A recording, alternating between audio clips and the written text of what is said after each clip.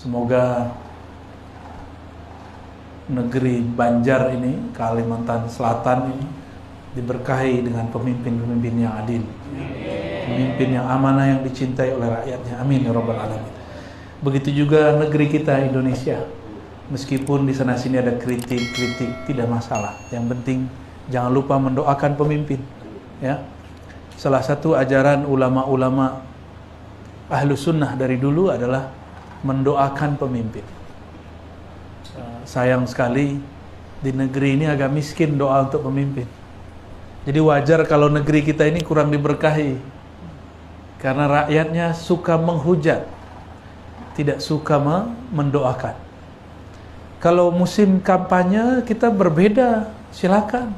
Tapi kalau sudah terpilih, mari sama-sama mendoakan. Karena mendoakan pemimpin walaupun kita berbeda, itu mendoakan kita semua. Ya.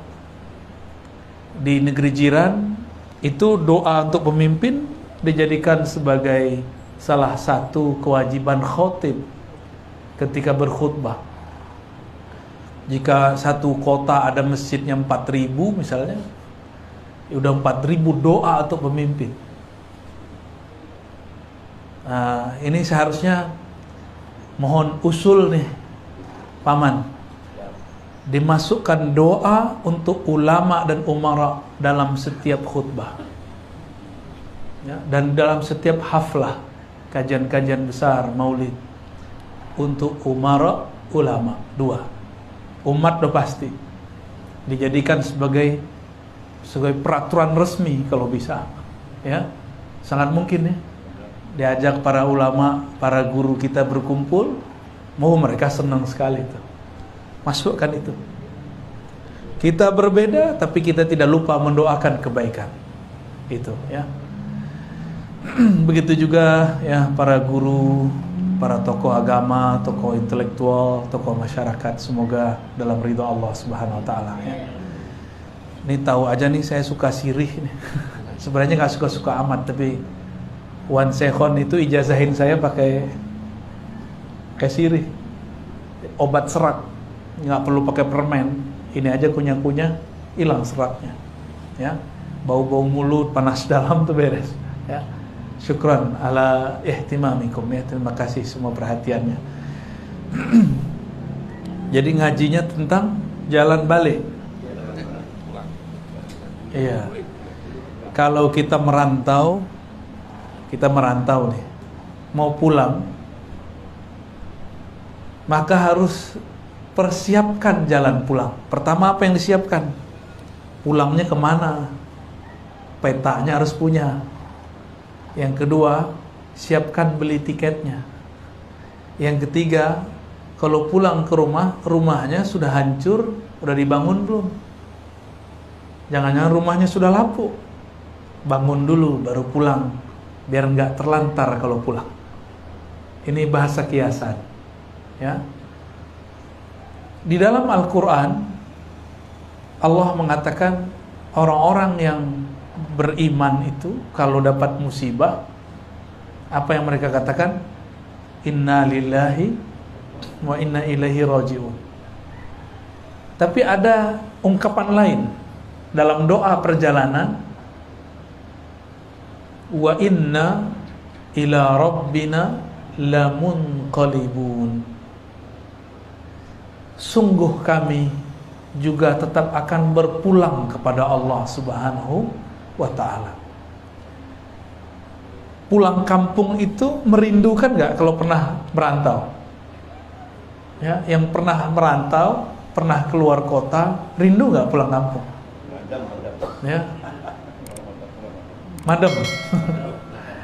Ada rasa kangen, benar gak? Pasti.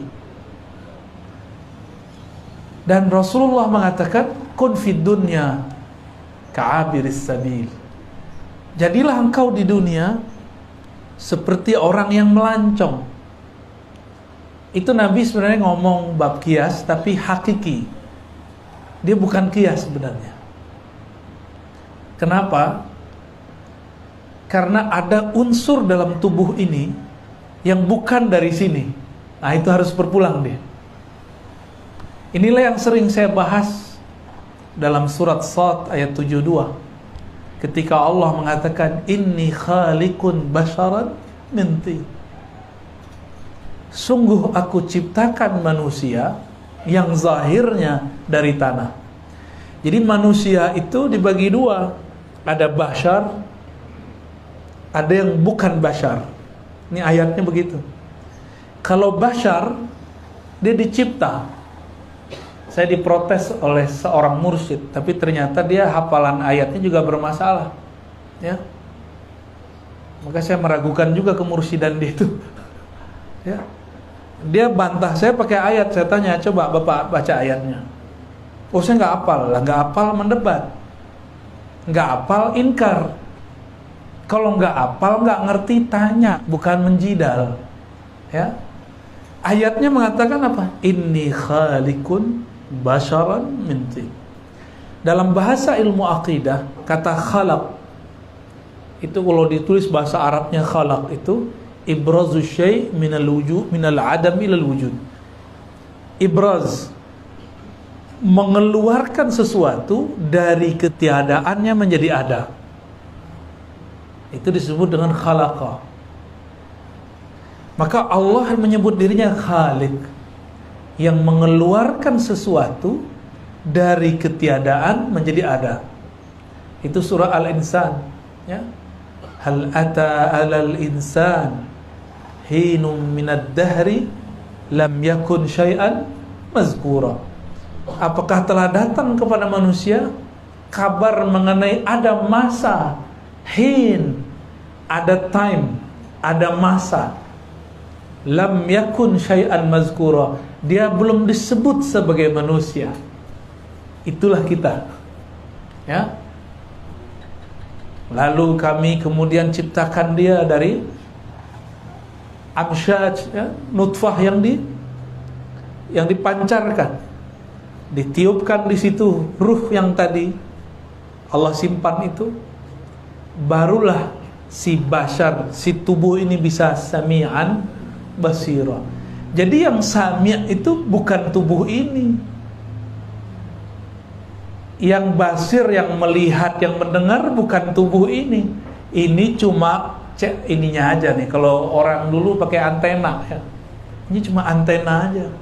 Yang mendengar bukan ini. Nah, lalu siapa yang mendengar itu? Itulah yang disebutkan di dalam surat Shad ayat 72-73 itu. Apabila kami telah menyempurnakan jasad manusia, sawaituhu, aku sempurnakan dia, maka nafakhtu fihi min ruhi, aku tiupkan ke dalamnya daripada rohku. Nah, inilah perdebatannya. Orang takut, wih, nanti kalau kamu buka ini, nanti orang bayangkan kalau dalam diri kita ada Allah. Ya bukan, ya. Kalau saya meniup sesuatu, hasil tiupan ini itu tidak membuat zat saya berkurang. Coba kalau kita tiup, masukkan tiupan itu ke dalam plastik atau balon, apakah zat kita setelah meniup berkurang? Enggak. Kira-kira itulah qiyas ilustrasinya, bahwa Allah meniupkan nafakhtu fihi, aku tiupkan dari rohku. Apa yang Allah tiupkan? Nah, inilah rahasianya. Itulah yang dapat mendengar, yang faham sekarang ini saya ngomong apa, itu dia yang kita lagi omongin ini, ya. Oleh karena itu, ulama ada beberapa yang ketakutan, maka mereka mengatakan kata-kata yang Allah tidak pernah katakan. Ulama ahli kalam. Kalau ulama ahli rohani enggak. Apa kata mereka? Allah menciptakan ruh. Nah, ini ungkapan keliru. Di Quran tidak ada lafaz Allah menciptakan ruh. Coba cari semua ayatnya kalau ada. Yang aku tiupkan roh. Itu yang ada. Maksudnya apa? Yang dicipta, penciptaan itu ada ilmunya. Kalau kita baca surat Yasin bagian akhir, innama amruhu idza arada syai'an ayyakula lahu kun fayakun. Jadi penciptaan itu, ini kita coret-coret dikit ya, karena banyak orang yang saya lihat terdidik lah ya, biar ada gambarannya, biar gak pusing. Allah itu jika mencipta, khalaqa, khaliqun ya. Apa arti khaliqun tadi? Pencipta.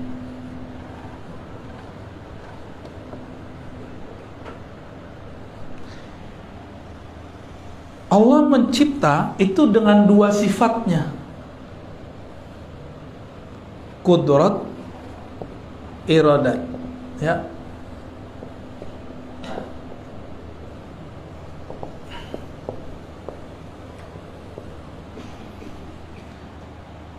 Berdasarkan surat Yasin tadi, apabila dia berkehendak, innama amruhu, hanyalah amarnya.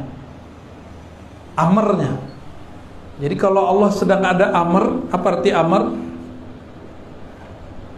Perintah. Kalau dia ada perintah,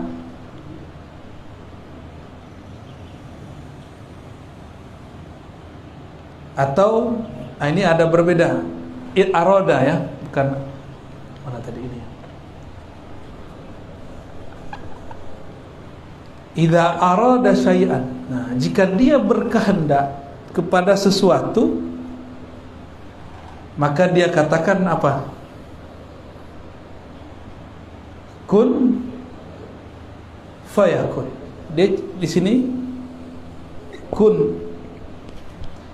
Apa arti kun? Kana yakunu kaunan. Ada. Kondisi ada. Maka kun berarti hendaklah ia menjadi ada. Dengan kudratnya fa yakun. Maka dengan kudratnya yang dia kehendaki menjadi ada. Kalau terjemahan orang awam, jadilah maka dia terjadi. Itu boleh juga ya. Tapi hasil harfiah kun. Ini dia kun. Dan kun ini bisa diurai lagi. Kun ini ada uraiannya. Coba lihat, ada berapa huruf? Kaf dan nun. Maka di sini yang menggunakan kunnya Allah itu ada dua. Satu waliullah, satu wali setan. Sama-sama pakai kun. Satu wali Allah ya, wali Allah. Kedua wali juga. Wali apa? Wali setan. Sama-sama pakai kun. Jadi kenapa syaitan itu bisa punya wali-wali seperti penyihir atau ulama su, orang-orang sakti, orang-orang pinter, itu karena ada kun juga, tapi kunnya belain. Apa kunnya? Kalau wali Allah, kun pertama kaf, kamalun nur. Nunnya adalah nur. Kamal nur. Ini ilmu huruf ya. Ilmu huruf. Ilmu huruf itu salah satu cabang yang penting dipelajari oleh orang-orang yang ingin mengenal ilmu-ilmu kewalian. Ilmu pulang. Kamal nur. Jadi bedanya di sini pakai nur, kalau di sini pakai kamal sempurna nar. Beda waw sama alif. Kamalun nur, kamalun nar. Maka ketika Ini kan bersambung dengan kajian akhir zaman juga. Ketika ayahnya Samiri datang bersama istrinya kepada seorang dukun, ternyata dukun itu adalah iblis yang menyamar. Jadi orang tua ini mandul, udah berobat kemana-mana gak sembuh. Sebenarnya gak sembuh, emang gak jatah dia punya anak. Datanglah, kata orang di situ ada tuh dukun sakti. Kami kalau datang ke sana sembuh. Datang ke sana. Datanglah dia suami istri. Ini Samiri belum lahir. Kata si dukunnya, kamu boleh punya anak, tapi syaratnya satu, lakukan hubungan suami istri di kuil berhala setan. Jadi itu kuil isinya patung buat anak di situ. Pakai kun juga jadi. Tapi nar, api. Lahirlah anak. Kalau di hadis Nabi, orang kalau nggak baca doa ketika melakukan hubungan, maka syaitan ikut melakukan. Benar nggak? Ini udah nggak baca doa, dikerjakan di rumahnya setan. Kira-kira gimana? Anaknya anak siapa tuh? Anak setan. Kebetulan itu mbahnya setan, iblis. Jadi si dukun itu sebenarnya Azazil yang nyamar. Azazil itu dulu adalah pimpinan malaikat di surga, tapi bukan malaikat nur, malaikat nar yang sudah dipecat. Jadi malaikat nar sudah dipecat, sudah namanya Azazil. Azazil sudah patah sayapnya, sudah tua dia. Maka dia menggunakan tipu muslihatnya dengan kun juga. Karena kun ini ada nur di situ, ada nar di situ. Kalau nar disebut dengan narul izzah. Sebenarnya kalau kita buka-buka kitab lama masih ada yang bahas itu, cuma guru-guru kita ini malu-malu jelasinnya. Harus dibuka padahal.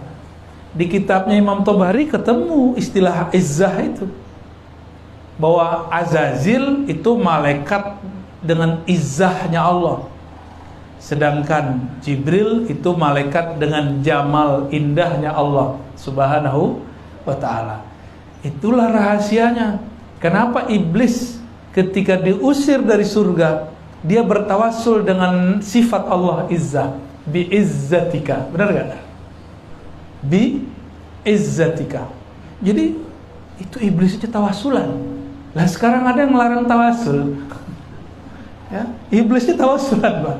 Tawassulannya dengan sifat Allah Subhanahu wa ta'ala. Imam Abul Hasan Syazili ditanya, apakah al-ismul a'zam, nama Allah yang agung yang jika kita berdoa dengannya tembus ke langit? Apa jawaban beliau? Al-awliya waliyullah ismun min asma'illahil izam. Wali-wali Allah itu adalah bentuk lain dari ismul a'zam. Maka tawassul dengan nama Allah, tawassul dengan wali itu sama. Karena mereka itu fana dalam nama Allah. Ini guru-guru kita, mursyid-mursyid kita itu makomnya fana fil asma, fana fil af'al, fana fil sifat. Dan asma'ul husna itu kan 3 itu aja. Nama, af'al, sifat. Kalau zat rahasia, ya. Meskipun lafaz alif lam lam ha Allah disebut isim zat, tapi itu zatnya asma, bukan zatnya zat. Tidak ada macam-macam, Pak. Ada zatnya af'al, ada zatnya sifat, ada zatnya zat. Itu ketemu dalam doa Syekh Abdul Qadir Jilani, ya, dalam buku yang ditulis siapa gurunya Abah Sekumpul? Beliau bukan? Syekh Qadri. Oh, yang mana nih? Oh ya, yang buku ya Syekh Husain Qadri. Itu ada di belakang itu. Doanya Syekh Abdul Qadir Jilani. Ya. Bisirrizat wa bizatis sir. Nah, itu dia tuh. Bisirrizat, dengan sirnya zat dan dengan zatnya sir. Beliau udah kunci-kunci dengan itu, dan ilmu itu keluar lagi sekarang. Dulu pernah dibuka, maka tidak akan pernah ditutup lagi sebenarnya. Cuma lagi tersimpan di dada beberapa ulama-ulama, wali-wali Allah. Insya Allah kalau ada saatnya kita jelaskan makna-maknanya, ya. Insya Allah. Kalau sekarang mah kecepatan, ya. Sabar-sabar dulu, ya. Ini aja udah ngos-ngosan kayaknya nih, ya. Aduh, apa ini, ya. Tapi insya Allah bisa diikutin, ya. Bisa diikutin.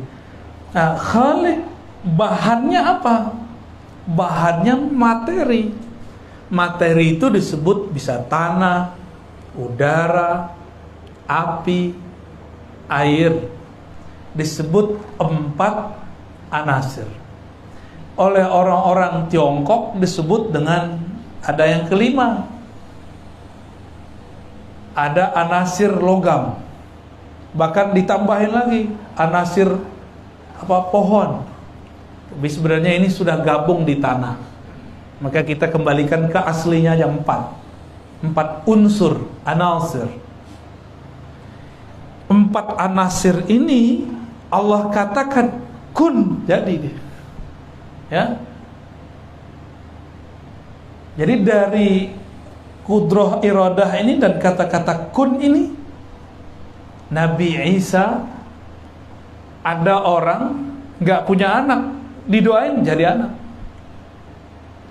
Ada yang sudah mati, udah dikubur, beliau pegang kuburannya pakai kun, karena Nabi Isa itu ruhullah, kalimatullah. Dia cukup melebur dalam kalimah itu, maka dia saat itu menjadi kunnya Allah. Jadi saat itu bukan Nabi Isa lah yang mengatakan kun. Saat itu yang mengatakan kun siapa? Allah. Cuma zahirnya Nabi Isa.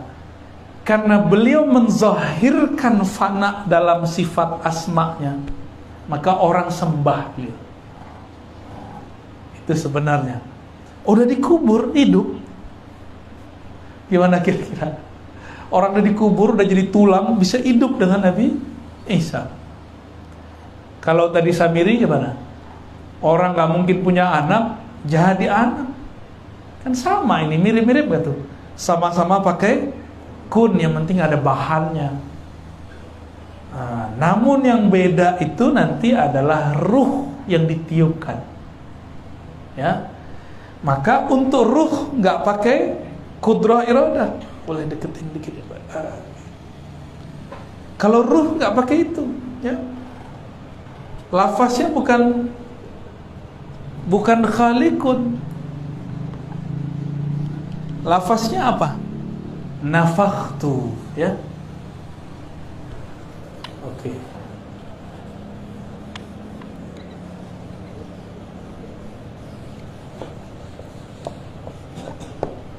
Nafakho. Nafakho artinya menghembuskan. Begitu. Apa yang dihembuskan? Amarnya. Amruhu. Amarnya itu, inilah yang disebut ruh. Inilah kita.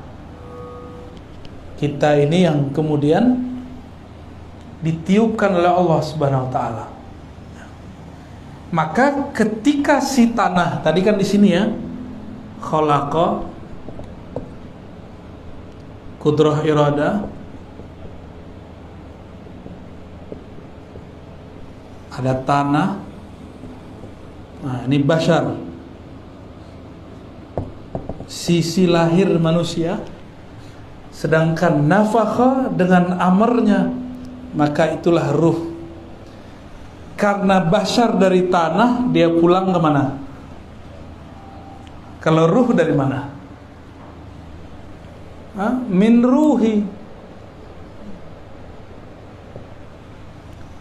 Kan ayatnya mengatakan min ruhi, dari rohku. Maka dia harus pulang ke sini. Jangan ikut pulang sama tanah. Gak ada yang namanya itu, ya. Jangan sampai paman nanti tegadai di KPK kan. Harus pulang ke rakyat lagi ya. Kita doakan, maka kita doakan semoga sifat amanah dan adil ada di dalam dirinya. Semoga orang-orang yang berkeinginan buruk Allah kemudian jauhkan darinya. Amin. Dalam hadis Imam Nasai dikatakan ciri-ciri kalau Allah mengendakkan kebaikan bagi seorang pemimpin, ja'ala lahu waziran salihan. Allah jadikan bagi dia wazir-wazir yang saleh. Saleh itu cocok, bukan soleh itu banyak sholat, bukan.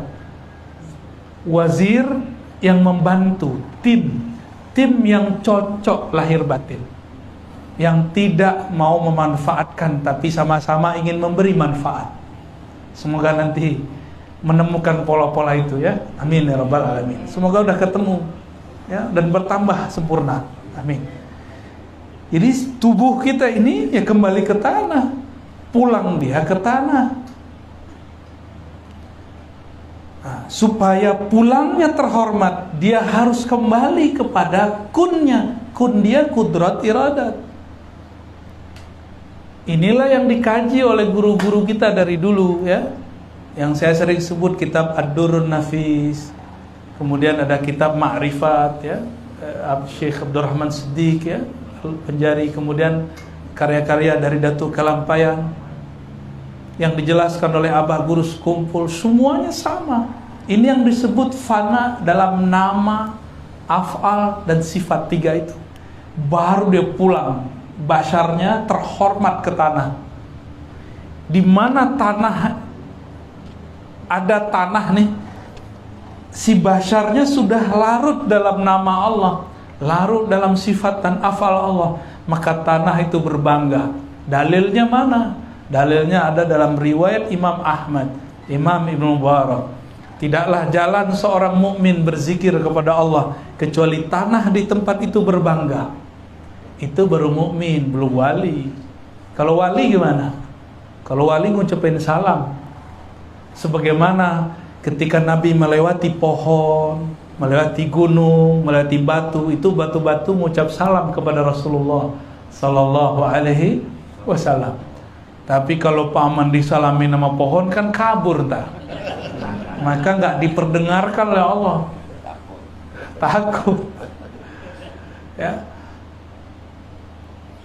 Nah ini basyar. Kalau basyarnya di waktu hidup dia sudah mematikan basyariahnya sebelum mati.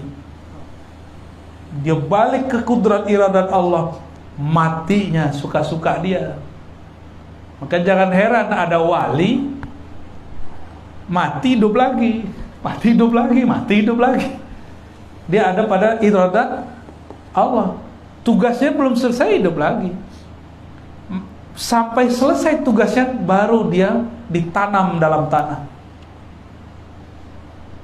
Baru ditanam. Ini rahasia kenapa kok ada wali bisa hidup lagi. Bagi saya itu biasa aja, karena ngerti metodologinya. Mungkin bagi orang awam, wah itu tempat sakti, itu keramat. Ya emang dia karamah. Karamah artinya yang mulia karena sifat dan asma Allah. Gak usah jauh-jauh lah. Ya, kalau di kantor Paman Birin nih, ada orang, ada pegawai ini nggak pakai kartu nama, bisa masuk nggak? Kalau dia bukan undangan, hari biasa, di ruang kerja kan nggak bisa masuk. Pas rapat nggak punya nama, bisa masuk? Nggak bisa. Nama itu penting walaupun cuma ditulis kecil. Nah, untuk masuk ke situ, nah ini kalau di sini kita namanya kepada sifat Allah apa? Maka seorang hamba itu kepada Allah ada hubungannya dengan asma dan sifat. Ada yang Abdul Karim, ada yang Abdul Sabur, ada yang Abdul Hayy, ada Abdul abad begitu. Nah, cara mengetahuinya sementara bacalah Asmaul Husna dan maknanya, nama mana yang paling menyentuh kita. Barangkali cara masuk ke kudrat iradat Allah lewat itu. Dan itu penjelasan dari Imam Zarruq. Imam Zarruq kasih jalan begitu. Tapi nanti kalau di akhir zaman sudah begini, itu dikasih unjuk, kamu itu abad apa gitu. Abdul Hakim, Abdul Karim, itu nanti ada nama-namanya di sini. Kalau ruh gimana? Wah, ini ada cerita Nur Muhammad di sini, macam-macam nanti. Jadi perjalanan dari nafakho, amruhu, ruh. Wah, ini yang harus kita keep dulu ya. Sabar-sabar dulu lah. Mungkin besok atau ntar malam di mana? Mungkin tergantung ahwalnya turun lah. Kapan jadinya kita jelaskan. Hubungannya apa? Ini nur atau yang ini? Yang Nur Muhammad yang mana nih? Nur Muhammad itu ada lapisan luarnya, ada tengahnya, ada dalamnya. Nantilah ya, pelan-pelan kita. Dan semua arwah para wali itu saudaraan di sono. Kalau dulu, jadi kita nih ketemu sekarang, dulu udah ketemu di sana. Cuma ada yang ketemu dekat, ada yang ketemu jauh. Ya. Jangankan kita, kalau lagi resmi-resmi bisa deketin paman nggak? Lagi resmi, sulit, bener nggak? Sama, kalau ulama datang itu banyak pengawalnya, susah juga mau deketin.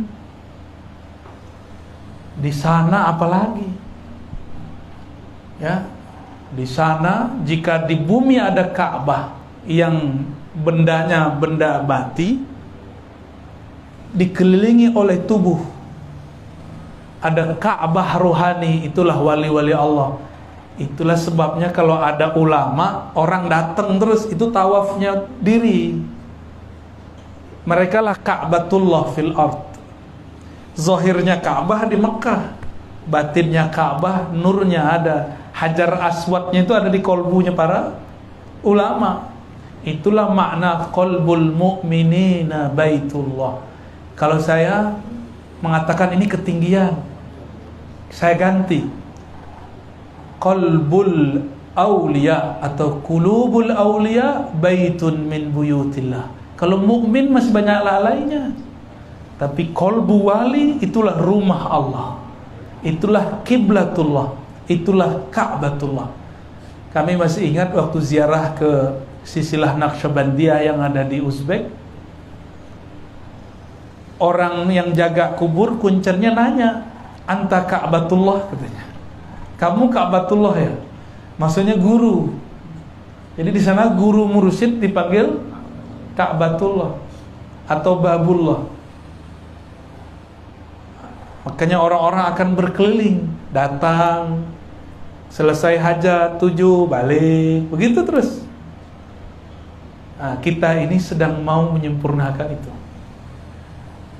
Jangan sedih sih. Ka'bah susah dikunjungi sekarang ya, tapi tidak usah khawatir. Ka'batullah ada di kolbu para ulama. Kenapa? Rumah Allah itu artinya tempat mengingat Allah. Tempat mengingat Allah itu bukanlah bangunan. Karena dari dulu ya, masjid nih. Masjid itu yang disebut masjid apa sebenarnya? Apa yang disebut masjid? Yang ada kubahnya?